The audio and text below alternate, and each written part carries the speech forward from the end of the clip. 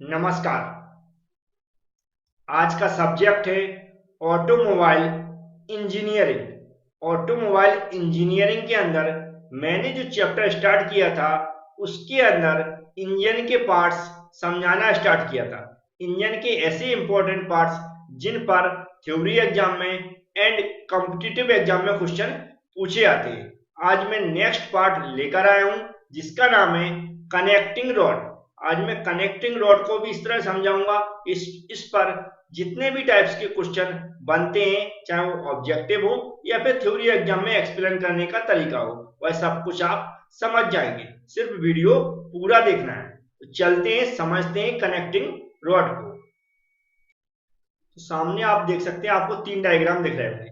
पहला डायग्राम ये जो सामने आपको दिख रहा है, यहाँ पर बना हुआ फर्स्ट, इसको मैं नंबर दे देता हूँ फर्स्ट, जो कि कनेक्टिंग रॉड एक्चुअल में कैसे होती है वैसे दिखती है। और सेकंड इसका अरेंजमेंट है, इसको समझाऊंगा मैं।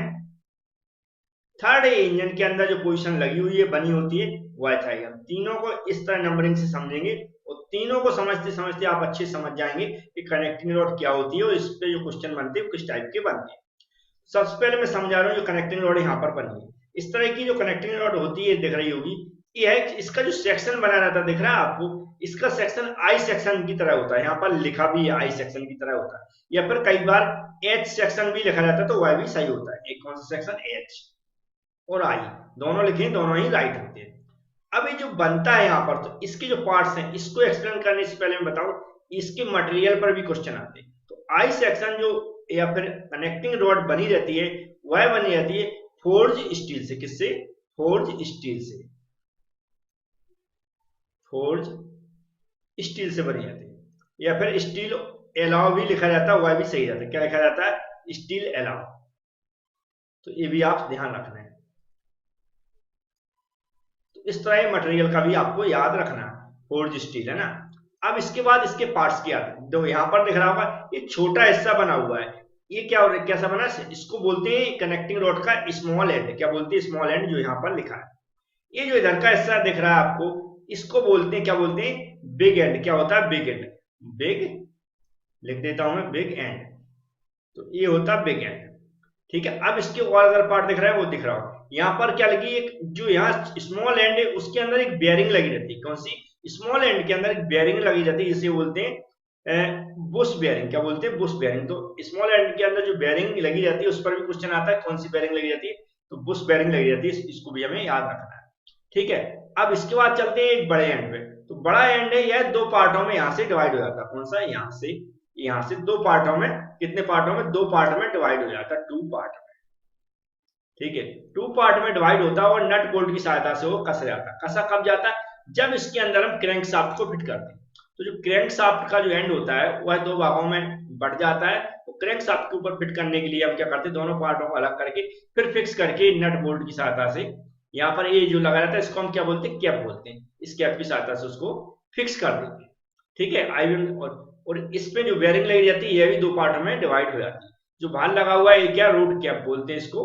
इसको रोड, जो रॉड का नट है इसलिए रॉड नट लिखा हुआ है। तो ये नॉर्मल इसका कंस्ट्रक्शन था। अब क्वेश्चन नेक्स्ट बनता है कि अब ये कनेक्टिंग रॉड का फंक्शन क्या होता है। तो फंक्शन नॉर्मल याद रखें, तो कनेक्टिंग रॉड का फंक्शन होता है, जो हमारी पिस्टन होती है वह जब रेसिप्रोकेटिंग मोशन करती है, उस पिस्टन के रेसिप्रोकेटिंग मोशन को कनेक्टिंग रॉड द्वारा क्रैंक शाफ्ट सर्कुलर मोशन में कन्वर्ट करती है। मतलब जो क्रैंक शाफ्ट जो पिस्टन के रेसिप्रोकेटिंग मोशन को सर्कुलर मोशन में कन्वर्ट करती है, वह किसकी मदद से करती है? कनेक्टिंग रॉड की मदद से। तो हमें ये याद रखना है। ये कैसे करती है मैं अभी आगे बताऊंगा। ये नॉर्मल आ गया। अब इसका जो स्मॉल एंड, याद रखें, जो स्मॉल एंड है यह किससे कनेक्ट रहता है? पिस्टन से कनेक्ट रहता है। तो ये भी हमें याद रखना है, जो कनेक्टिंग रॉड का स्मॉल एंड है वह किससे कनेक्ट रहता है? पिस्टन से। मैं दिखाता हूँ, ये इधर का डायग्राम दिख रहा है, ये पिस्टन बनाई है मैंने जिसे समझ सकें। ये इसका स्मॉल एंड है। ये क्या? स्मॉल एंड है। इन दोनों को यहाँ पर कनेक्ट होता है, देखो यहाँ पर कनेक्ट। ठीक है। इसको अंदर ले जाते हैं, फिर यहाँ पर कनेक्ट होती है। मतलब ऐसा बोला जाता है जब भी क्वेश्चन आता है कि पिस्टन को पिस्टन और जो हमारा कनेक्टिंग रॉड कनेक्ट होती है तो किस एंड से होती है? तो स्मॉल एंड से होती है। ठीक है, स्मॉल एंड से होती है। और जो हमारा जो स्मॉल एंड है और जो पिस्टन का जो यहाँ पर जो छेद बना हुआ है, इसमें हम लगाते हैं रिस्ट पिन। क्या बोलते हैं? रिस्ट पिन, या इसको गजन पिन भी बोलते हैं। क्वेश्चन कई बार ये भी पूछा गया कि स्मॉल एंड को पिस्टन के किसके द्वारा कनेक्ट किया जाता है? तो रिस्ट पिन के या गजन पिन ऑप्शन दिया तो वो भी राइट होता है। क्या बोलते हैं, गजन पिन या रिस्ट पिन, जो यहाँ पर लिखा हुआ ऑलरेडी। ठीक है, तो ये भी क्वेश्चन पूछा जाता है। अब यहाँ पर ये अलग अलग भाग, दो भाग, जैसे मैंने बताया, एक भाग ये हो गया, एक भाग जो हम बताएं कि नीचे का जो हिस्सा है जो हमारा कहाँ लगता है, क्रैंक शाफ्ट के अंदर, वो दो भागों में डिवाइड हो जाता है और यहाँ बीच में क्या, क्रैंक शाफ्ट लग जाता है। तो कनेक्टिंग रॉड किस किस पार्ट से इंजन की कनेक्ट रहती है? कनेक्टिंग रॉड कनेक्ट करने का काम करती है पिस्टन को और क्रैंक शाफ्ट को। ठीक है, अब क्रैंक शाफ्ट यहाँ पर नहीं दिख रही तो मैं दिखा देता हूँ। ये इंजन थर्ड वाला पार्ट है, यहाँ पर दिख रही है, ये क्या बनी है, पिस्टन, ये बनी है कनेक्टिंग रॉड। अब देखो पिस्टन और जो जो सॉरी, ये पिस्टन बनी है, क्रैंक शाफ्ट, क्या है ये, क्रैंक शाफ्ट, ये क्रैंक शाफ्ट हो गया, ये हो गया पिस्टन। इन दोनों को कनेक्ट कौन कर रहा है, ये जो लगी कनेक्टिंग रॉड, कौन लगी, कनेक्टिंग रॉड। तो कनेक्टिंग रॉड का यहाँ पर काम क्या है, पिस्टन को और क्रैंक शाफ्ट को कनेक्ट करना, एक दूसरे से जोड़कर रखना। अब यहाँ पर जो पिस्टन है वो है सिलेंडर के अंदर, कैसा, ऐसा रेसिप्रोकेटिंग मोशन करता है, मतलब ऊपर यहाँ पर यहाँ तक जाता है, फिर ये नीचे तक आता है। तो जो ऊपर जाता अप और down, up and down motion करता है, क्या, कौन सा, पिस्टन, उसे हम बोलते हैं रेसिप्रोकेटिंग मोशन। जब ये अप एंड डाउन मोशन करता है तो ये कनेक्टिंग रॉड की सहायता से, क्या, कनेक्टिंग रॉड की सहायता से, यहाँ पर जी, यहाँ पर क्या लगी, क्रैंक शाफ्ट लगी हुई, ये कैसा, ऐसा सर्कुलर मोशन करती है। तो यहाँ पर इसका जो मतलब निकलता है वो निकलता है कनेक्टिंग रॉड के द्वारा पिस्टन के रेसिप्रोकेटिंग मोशन को जो क्रैंकशाफ्ट है वह सर्कुलर मोशन में कन्वर्ट करती है। किसकी, ठीक है, कैसे, कनेक्टिंग रॉड की सहायता से क्रैंकशाफ्ट पिस्टन के रेसिप्रोकेटिंग मोशन को सर्कुलर मोशन में कन्वर्ट करने का काम करती है। ये भी आपको समझ में आ गया होगा। मटेरियल में बता चुका हूं ऑलरेडी, ठीक है, यहाँ पर इसका फंक्शन भी बता चुका हूं। तो इस तरह के क्वेश्चन पूछे जाते हैं, तो आपको समझ में आ गया। पहला क्या, हमें मटेरियल याद रखना, फोर्ज स्टील या फिर जो स्टील एलॉय लिखा हुआ है।